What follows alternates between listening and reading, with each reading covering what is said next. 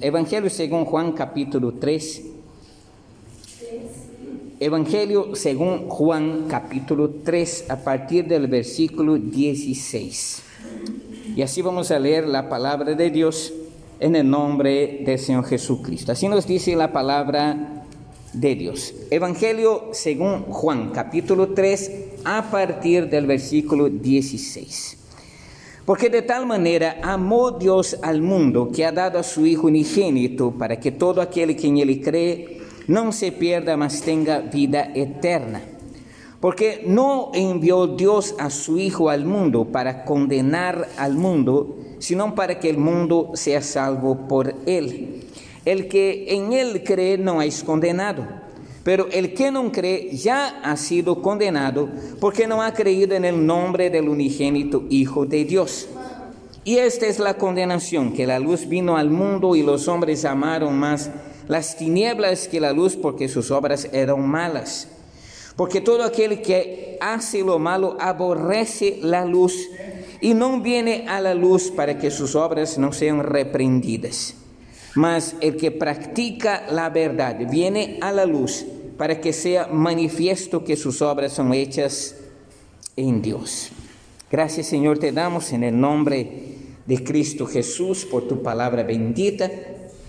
Y lo que pedimos en este momento, Dios, es que tú, Señor, por medio de esta tu palabra, hoy puedas hablar al corazón de tus hijos, a nuestro corazón, al corazón de aquellas personas que escuchan tu palabra, Señor.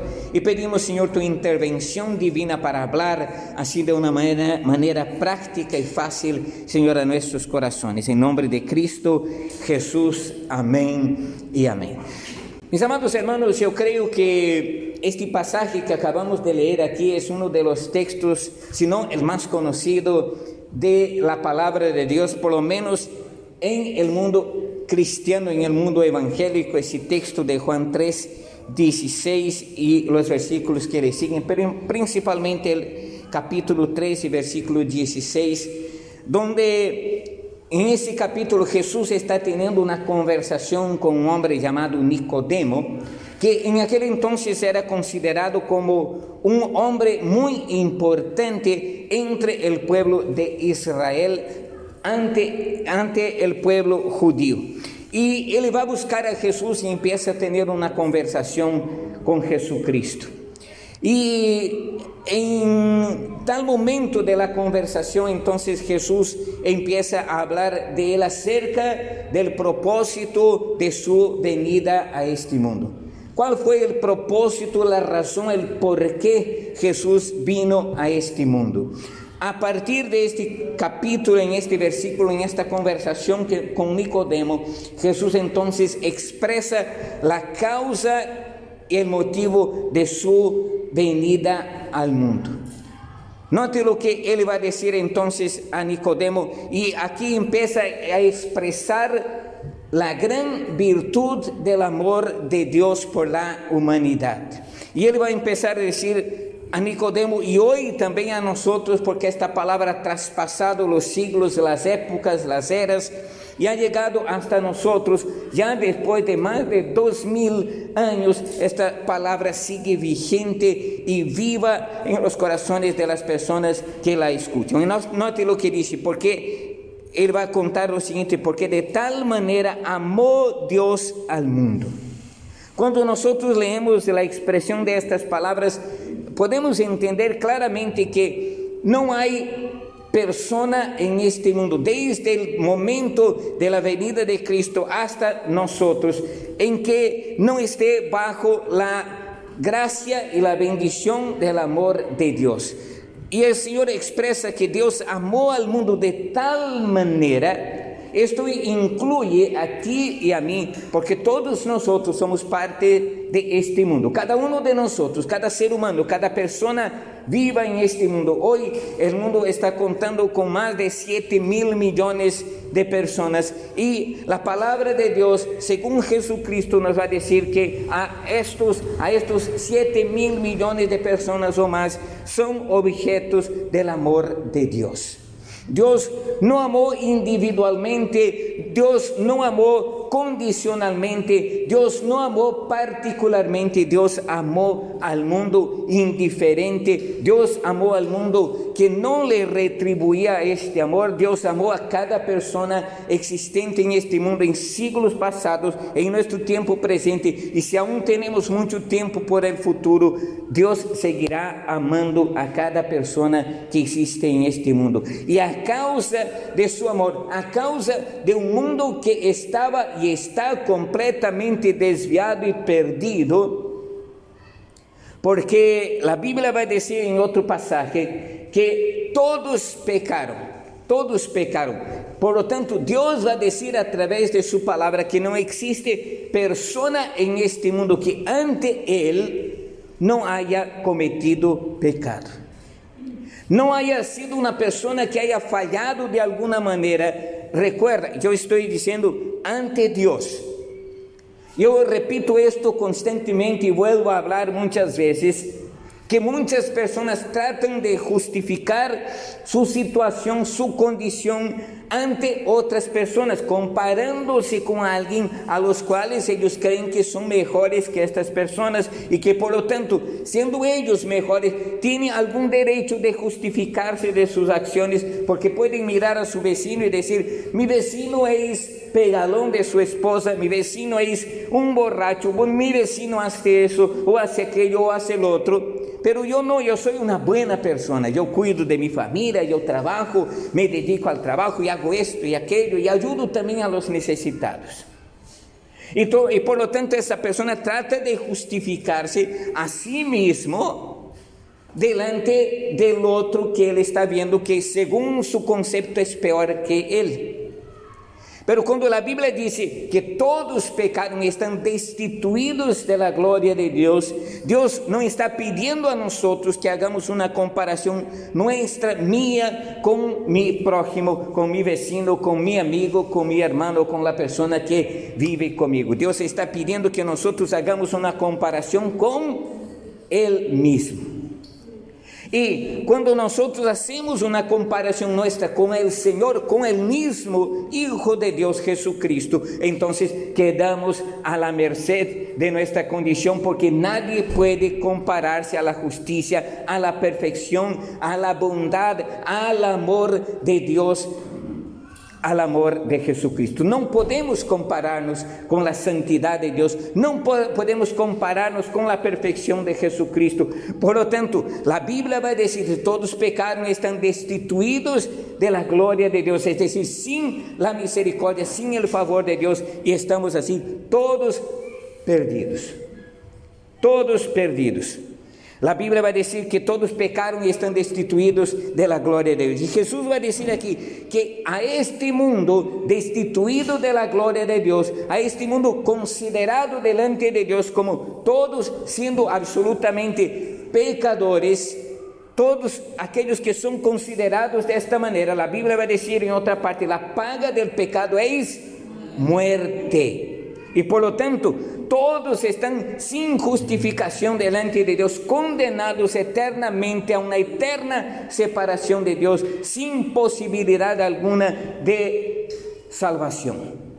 Y como no había posibilidad alguna para la salvación de la humanidad, el único recurso provisto por Dios fue enviar a uno que pudiera ser perfecto, para a través de su perfección redimir a aquellos que éramos imperfectos. ¿Y quién era el único que podía alcanzar esta plenitud de perfección sino el mismo Hijo de Dios?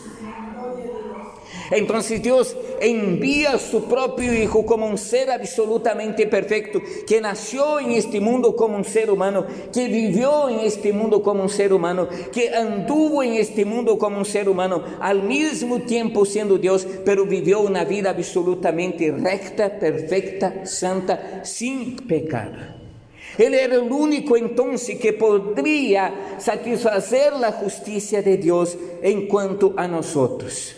Era el único que podía vivir en la perfección absoluta y poder ser aquel que podría redimir, pagar el precio del rescate por nuestras vidas, porque todos estábamos condenados y no había quien pudiera salvarnos. Por lo tanto, el único que cumplía todos estos requisitos para salvar era Jesucristo. Y Él está diciendo aquí que Dios amó a este mundo de tal manera que ha dado a su Hijo unigénito, único en su género, es decir, que no existía otro semejante a Él, para que todo aquel que en Él cree no se pierda, mas tenga vida eterna. Por lo tanto, Jesús está diciendo, la única forma, el único medio, el único camino para que un ser humano, para que una persona pueda llegar al cielo, Jesús está diciendo, no existe otra forma sino el mismo Hijo de Dios. Los hombres han levantado ideologías, religiones, creencias, maneras, formas, justificándose a sí mismo, tratando de vivir conforme su propia justicia, pero ninguna de estas cosas cumple los requisitos de Dios. Ninguna justicia humana puede cumplir los requisitos de Dios, y la Biblia va a decir que la única forma de que el hombre pueda ser salvo es por la gracia de Dios, que Dios gratuitamente nos brindó a través de Jesucristo. Y va a decir, por gracia son salvos por medio de la fe. Y esto dice, no es de nosotros, sino es un don de Dios, un regalo que Dios nos dio a través de Jesucristo. Por lo tanto, el único medio para que yo pueda ir al cielo, a la presencia de Dios y salvarme eternamente, el único medio es Jesucristo. En otro pasaje Él dijo, yo soy el camino y la verdad y la vida. Nadie, recuerda esta palabra, nadie viene al Padre sino por mí. Jesucristo lo dijo de esta manera. Por lo tanto, el Señor está diciendo claramente que para Él no existen diferencias de rangos, de riqueza, de pobreza, de clase social, de condición intelectual. Hombre, mujer, niño, adulto, todos necesitan entrar por el mismo camino para ser salvos de la misma manera que es Jesucristo.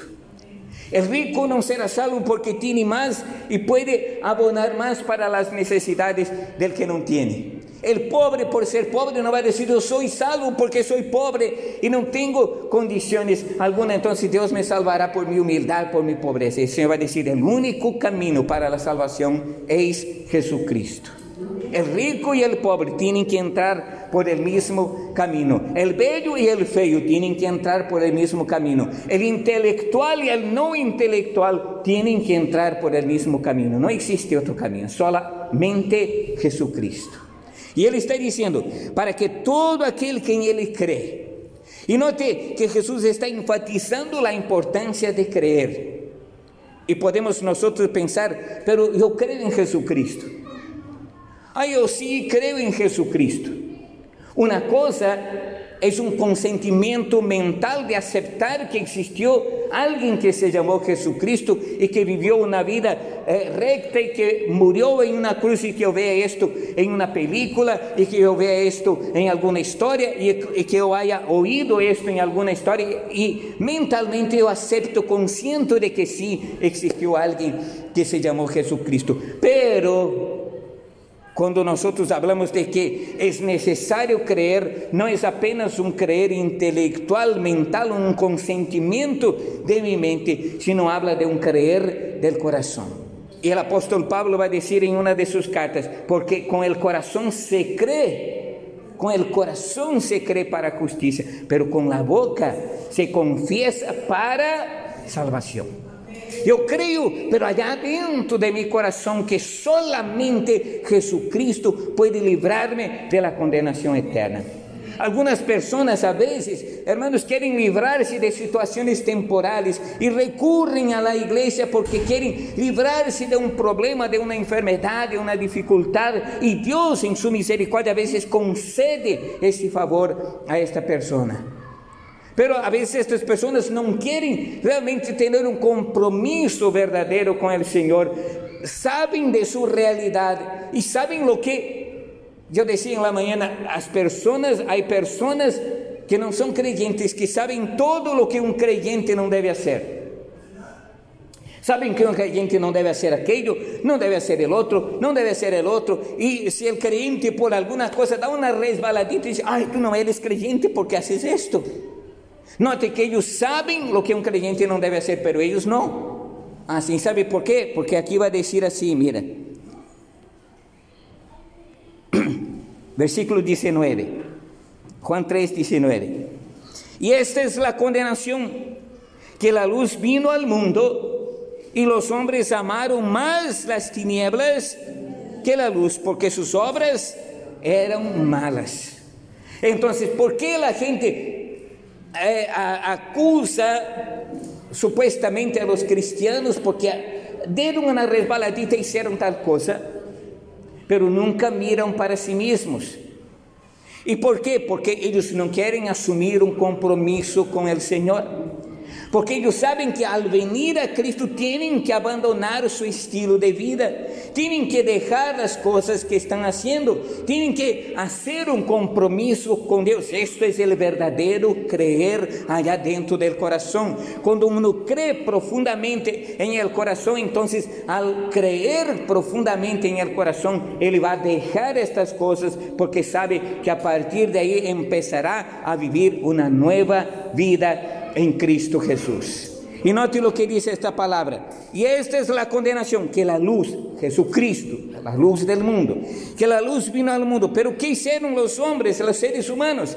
Amaron más las tinieblas, prefirieron seguir en sus caminos, porque dijeron así: si yo me voy por el camino, ya no puedo ir a bailar, ya no puedo ir a tomar, ya no puedo estar en aquellas fiestas, ya no puedo, prefiero entonces seguir mi propio camino, porque si yo voy a ser cristiano y rendir mi vida a Cristo, ya no puedo practicar estas cosas.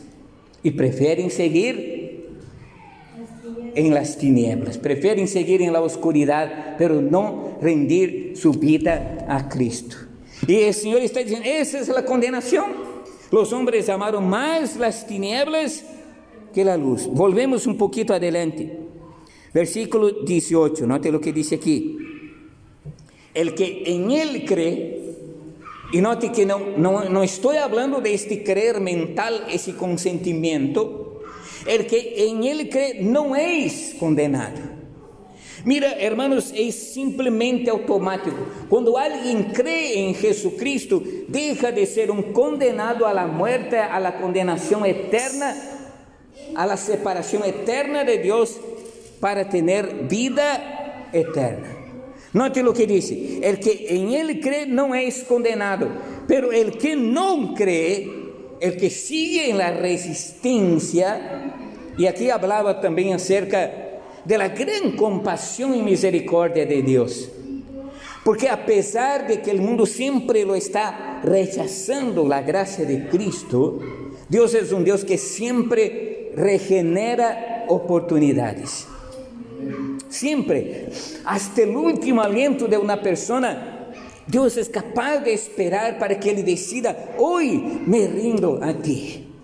Hoy abro mi corazón y entrego mi vida a ti. Y hasta el último instante, se está allá en un lecho de hospital muriéndose, y aún tiene la oportunidad de decir: Jesús, perdóname, entrego mi corazón, y expira en el segundo siguiente, el Señor le salva, porque Dios es un Dios misericordioso. Amén. Y note lo que dice: pero el que no cree ya ha sido condenado. Es decir, aquella persona que permanece en la incredulidad y expira en esta incredulidad, esta persona está eternamente separado de Dios. El Señor Jesucristo en cierta ocasión dijo a unas personas que le oían, y estaba ahí rodeado de personas, Él dice: apártense de mí, malditos, al fuego eterno preparado para el diablo y sus ángeles. ¿Y qué pasa con aquel que rechaza la redención y persiste en rechazar la gracia salvadora de Cristo? El Señor dice: apártense de mí. ¿A dónde? Al fuego eterno. ¿Preparado para quién? para el diablo y sus ángeles.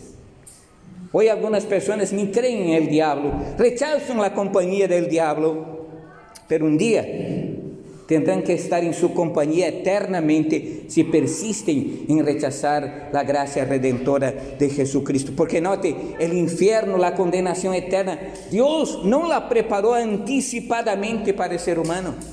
Dios preparó para el diablo y sus ángeles. Pero todo aquel que persiste en el pecado, en resistir la gracia redentora de Cristo, toda persona que persiste en esto, lamentablemente, tendrá que seguir y vivir con el diablo eternamente. Porque sabe, mis hermanos, nuestra vida no termina aquí. Nuestra vida aquí es apenas una fracción. Si podemos vivir 80, 90, quizás 100 años, comparado con la eternidad, no es nada. Podemos aquí de repente no tener una vida muy exitosa, pero si tuvimos a Cristo en nuestras vidas y partimos de aquí con Él en nuestros corazones, vamos a tener una vida de bendición y de éxito en la gloria del Señor, sin condenación. El Señor va a decir que allá no hay llanto, no hay dolor, no hay lágrimas, no hay dolencias, no hay enfermedad, no hay tristeza. Y podemos aquí pasar momentos así, pero allá en la eternidad con Cristo no existe nada de estas cosas. Y note aquí lo que dice en el versículo 17. Porque no envió Dios a su Hijo al mundo para condenar al mundo.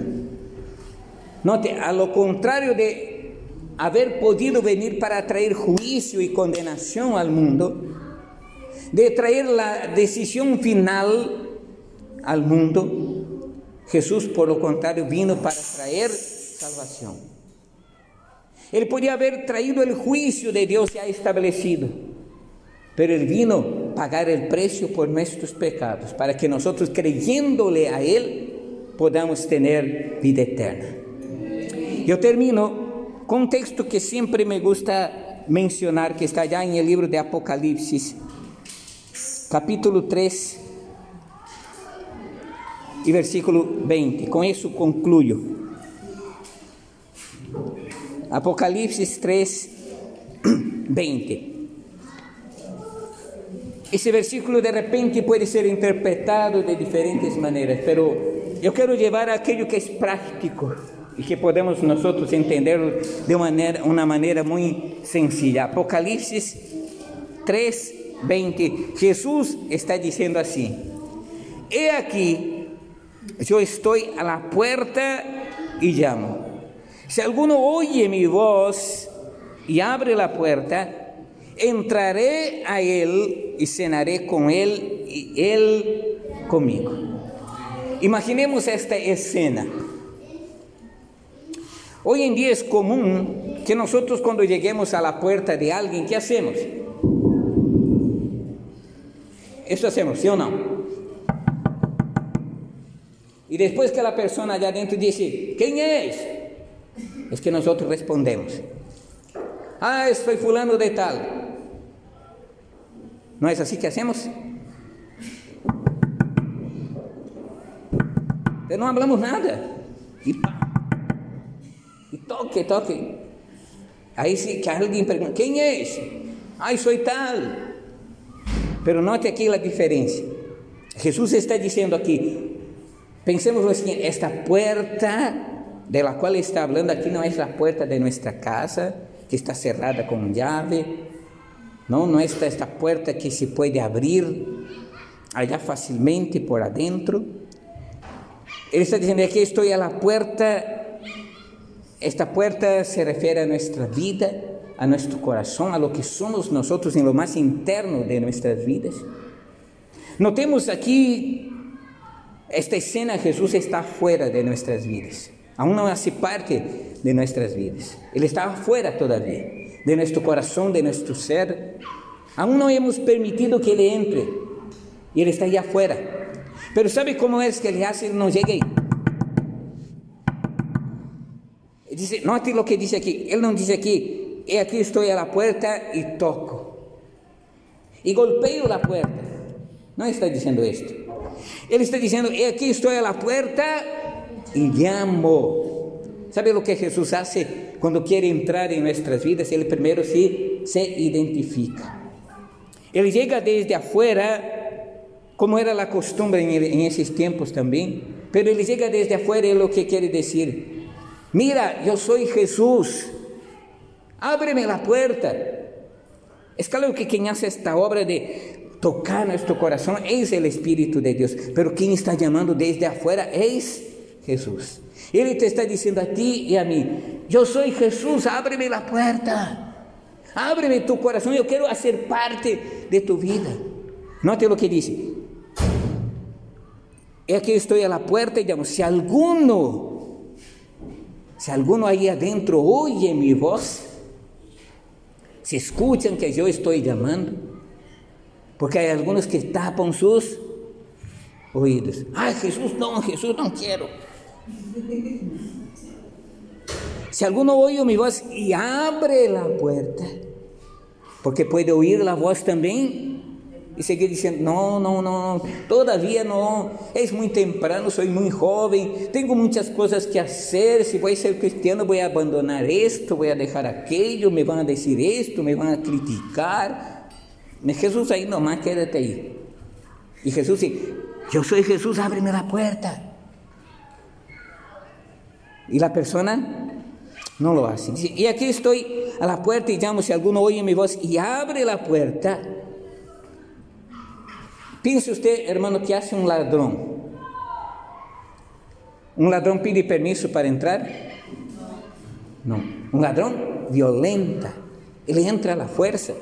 ¿Y sabe qué dice Jesús del diablo? Dice que el diablo es como un ladrón. El ladrón que viene para matar, para robar y para destruir. Y el diablo no pide permiso. Él entra de cualquier manera, sin aviso. Él no dice, yo soy el diablo, déjame entrar ya. No, él no hace eso. Él entra y violenta, él entra a la fuerza, así como ladrón. Y es por eso que él entra en el corazón de muchas vidas y destruye hogares, familias, con el alcohol, con el adulterio, con la fornicación, con tantas cosas que traen destrucción para las familias. Y es esto que vino a hacer el diablo. Pero Jesús dice, he aquí yo estoy a la puerta y llamo, si alguno oye mi voz y abre la puerta, entraré a él. ¿Y cuándo es que él entra? Cuando alguien voluntariamente lo invita a entrar en su vida. Y dice, y cenaré con él y él conmigo. Nosotros no cenamos con enemigos, ¿no? Nosotros cenamos con amigos. Y Jesús está diciendo, yo quiero tener comunión contigo. Yo quiero participar de tu vida, tener amistad contigo. Quiero mostrar lo que yo quiero hacer contigo. Pero Él nunca